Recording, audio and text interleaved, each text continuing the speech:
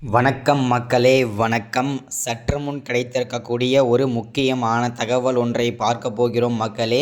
சற்று முன் திமுகவில் இருக்கக்கூடிய முக்கியமான அமைச்சர்கள், மூத்த அமைச்சர்கள் திடீர்னு கட்சி மாற்றம் பண்ணியிருக்காங்க.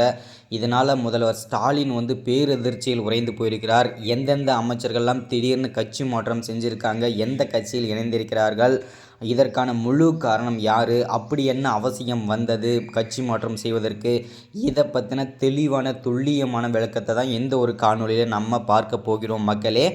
அதற்கு முன்பாக நமது சேனலுக்கு நீங்கள் புதிய பார்வையாளராக இருப்பதற்கான வாய்ப்புகள் நிறையவே இருக்கிறது மக்களே. முடிஞ்ச அளவுக்கு எல்லாரும் மறக்காமல் நமது அரசியல் நியூஸ் சேனலை சப்ஸ்கிரைப் பண்ண மட்டும் மறந்துடாதீங்க. அது மட்டும் இல்லாமல் சப்ஸ்கிரைப் பண்ண உடனேயே பக்கத்திலே ஒரு பெல் பட்டன் வரும், அதை கிளிக் பண்ணி ஆல் என்ற ஆப்ஷனில் போட்டு வச்சுக்கோங்க. தொடர்ந்து நம்ம வீடியோ போட்டோம்னா உங்களுக்கு நோட்டிஃபிகேஷன் வந்துடும்.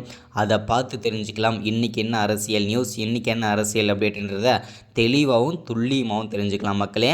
அது மட்டும் இல்லாமல் ஷேர் பண்ணுங்கள், லைக் பண்ணுங்கள் வீடியோவை. ஓகே, வாங்க வீடியோக்குள்ளே போகலாம். சற்று முன்பு கிடைத்திருக்கக்கூடிய ஒரு முக்கியமான பரபரப்பான அதிர்ச்சிகரமான ஒரு சோகமான தகவல்னு கூட சொல்லலாம். ஏன் அப்படின்னு பார்த்தீங்கன்னாக்கா, கடந்த 2-3 மாதங்களாகவே திமுகவில் இருக்கக்கூடிய ஒரு முக்கியமான அமைச்சர்கள், அது மட்டும் இல்லாமல் ஒரு சில அமைச்சர்களும் சொல்ல முடியாது, பல திமுகவின் அமைச்சர்கள், மூத்த அமைச்சர்கள் ஆகிய எல்லாருமே பார்த்தீங்கன்னாக்கா, செந்தில் பாலாஜியாக இருக்கட்டும், ஜெகத் ரட்சகனாக இருக்கட்டும், அதுக்கப்புறம் ஏவா வேலு, முன்னாள் அமைச்சரான பொன்முடி, இந்த மாதிரி பார்த்திங்கன்னா முக்கியமான அமைச்சர்கள், மூத்த அமைச்சர்கள் எல்லாம் அமலாக்கத்துறையிடம் சிக்கி சின்ன பின்னமாக ஆகிட்டு வந்துட்டுருக்கிறது ஆல்மோஸ்ட் தமிழ்நாட்டில் எல்லாருக்குமே நமக்கு தெரிஞ்ச விஷயம் தான் இல்லையா. திமுகவோட ஆட்சியில் இப்படியெல்லாம் நடந்துட்டு வருது. அது மட்டும் இல்லாமல் சற்று முன்பு திமுகவில் இருக்கக்கூடிய முக்கியமான அமைச்சர்கள், மூத்த அமைச்சர்கள் எல்லாமே திடீர்னு கட்சி மாற்றம் பண்ணியிருக்காங்க. இதனால் முதல்வர் ஸ்டாலின் பேரதிர்ச்சியில் உறைந்து போயிருக்கிறார்.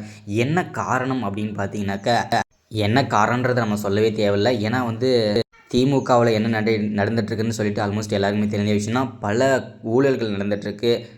பல திமுகவின் அமைச்சர்கள் அமலாக்கத்துறையிடம் ஒவ்வொருத்தராக வரிசையாக சிக்கிட்டு வந்துட்டுருக்காங்க.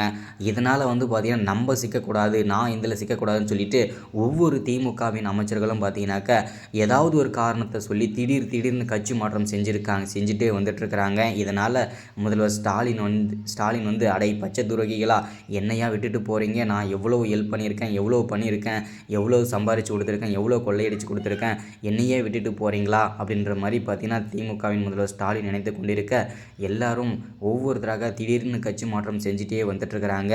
ஸோ இப்படிலாம் திமுகவில் ஆட்சி நடந்துட்டு வருது. இன்னும் 2 வருஷம் தான் இருக்குது. அதுக்குள்ளே திமுகவின் ஆட்சி களைவதற்கான வாய்ப்புகளும் இருக்கிறது. நம்ம இது எல்லாமே பொறுத்திருந்து பார்க்கலாம் மக்களே, என்ன நடக்குன்றதை தொடர்ந்து அப்டேட் பண்ணுறேன். தேங்க்யூ.